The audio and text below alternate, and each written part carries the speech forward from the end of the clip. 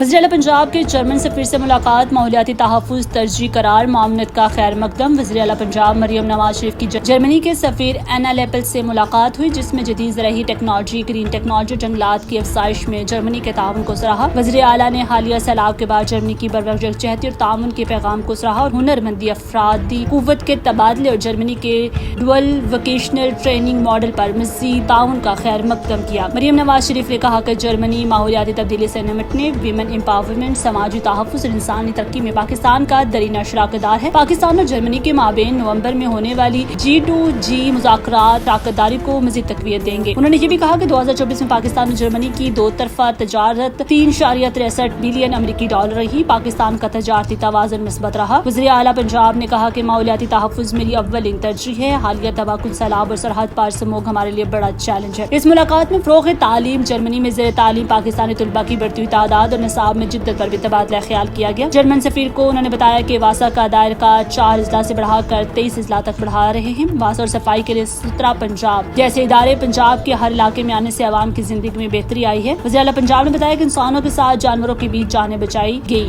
2.2 million مویشیوں کو سیلاب زدہ علاقوں سے محفوظ مقامات پر منتقل کیا گیا۔ سیلاب زدہ علاقوں میں ہر فرد کو یقین تھا کہ حکومت ہمارے ساتھ اور ساتھ نبھائے گی۔ جرمن سفیر نے واسا ایکسپو کا دورہ کیا اور اسے قابل تحسین بھی قرار دیا۔ جرمن سفیر اینا لیپل نے کہا کہ پنجاب کے مختلف دیہی علاقوں میں بہت زیادہ سیلاب آئے، لیکن حکومت نے بہت اچھا کام کیا۔